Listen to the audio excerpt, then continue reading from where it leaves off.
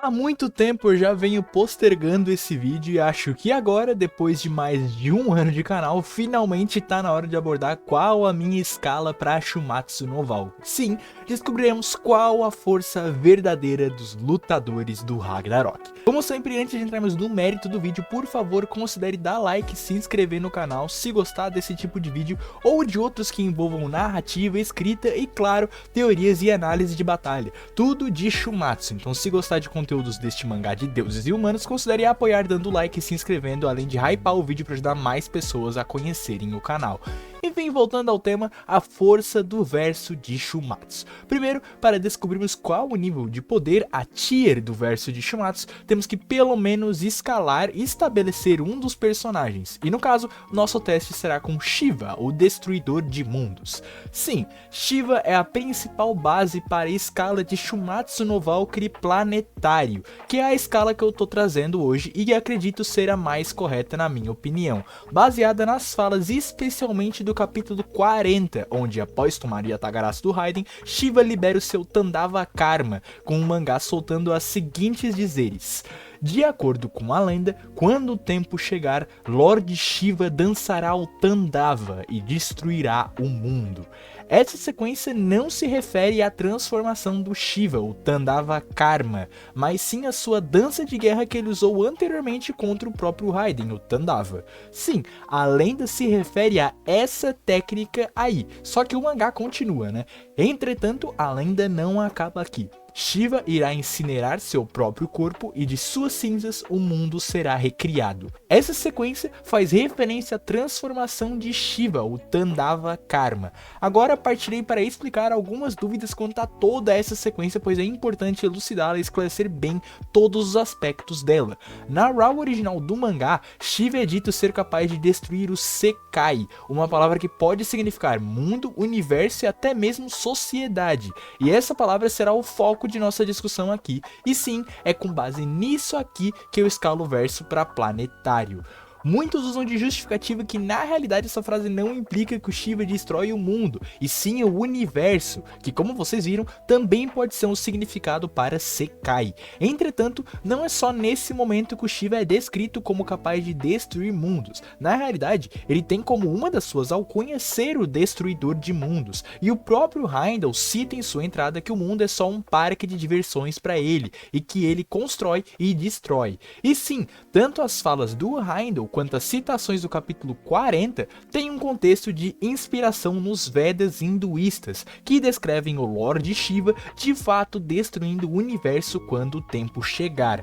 Com isso, muita gente argumenta que o Sekai ali, baseado nesse contexto mitológico, significa o universo, mas quem realmente tá ligado em Shumatsu sabe que mitologia e Shumatsu não são lá coisas que andam de mãos dadas, né? O Eden Prosa em Shumatsu é desmentido no próprio mangá na questão das luvas, Thor e o Mjolnir. Idem para todas as lendas envolvendo os 7 deuses da sorte, sendo que na realidade existia apenas um deus, o Zero. As lendas de Delfos sobre o Apolo descrevem suas flechas matando qualquer humano com um ataque, vimos que isso não é verdade. As lendas cananeias citam Bel como uma entidade dupla, Baal e Zebu, sendo que o Bel de Shumatsu não tem nenhum parâmetro de ser a fusão de dois deuses. Mas claro, você pode dizer que independente de quantas referências mitológicas que eu cite não sendo ipsis literis do mangá, a do Shiva pode ser. Mas existe algo maior, mais importante e mais relevante do que o contexto de qualquer mitologia: o contexto do próprio mangá. Como vocês puderam ver,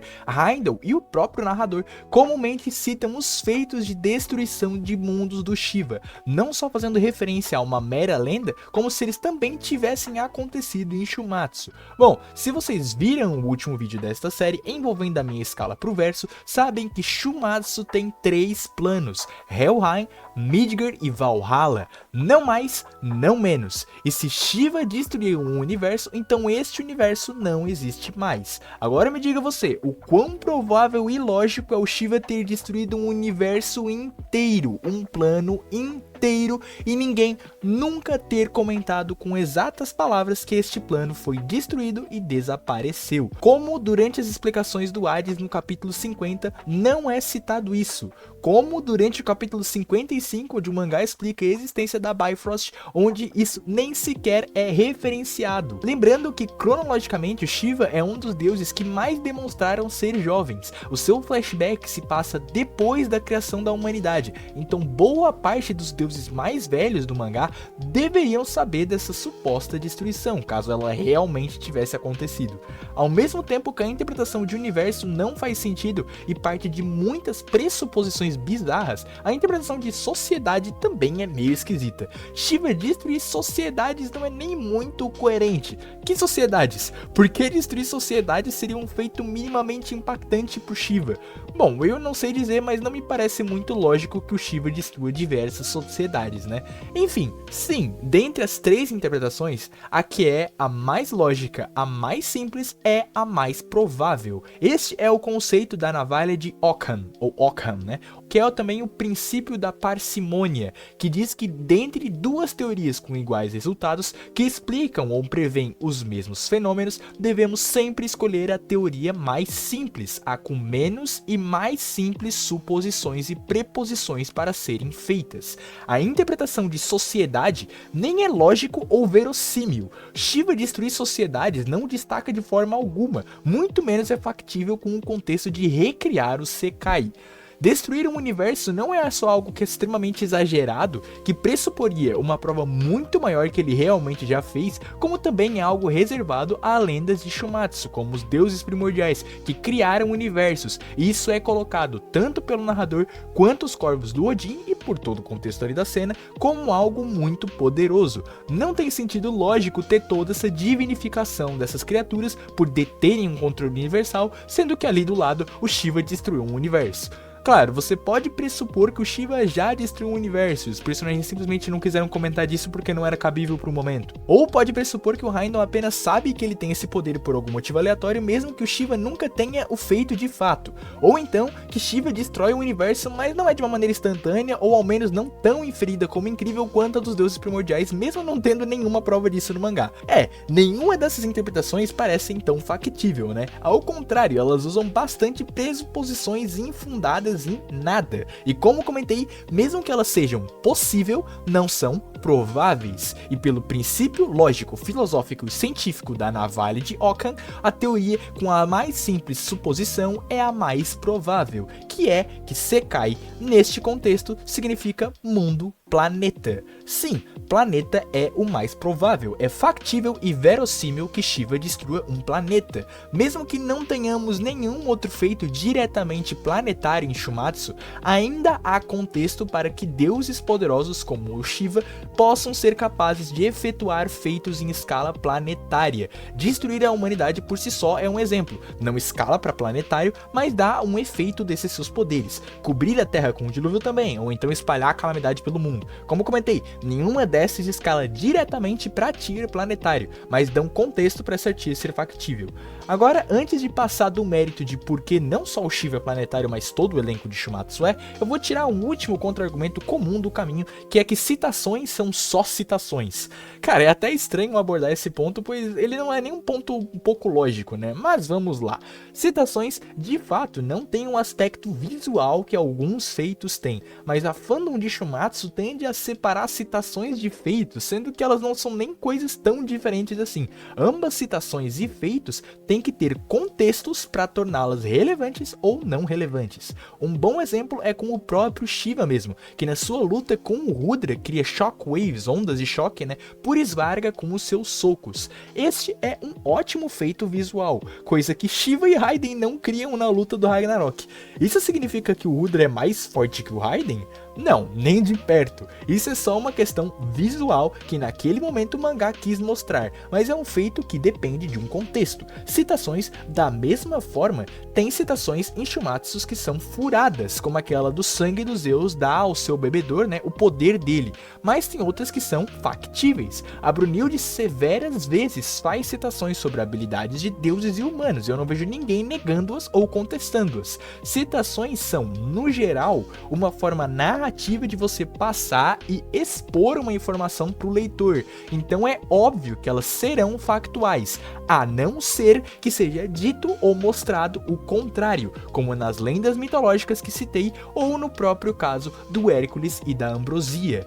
Esse é um tema que afeta bastante a comunidade de Shumatsu, né? Essa aversão às citações. Então, se vocês quiserem, eu posso fazer um vídeo mais detalhado sobre isso no futuro. Comentem aí embaixo que talvez eu faça. Agora que já definimos Shiva como planetário, vamos elaborar por que os outros personagens do Ragnarok também são. Bom, eu posso resumir toda a elaboração com uma pergunta. Pra você, é factível que o Shiva seja o top 1 e mate todos do Ragnarok sem nenhuma dificuldade? É factível que com um soco do seu Tandava ele exploda todos? Não, né? Então, por tabela, você também acha que todos são planetários, assim como Shiva.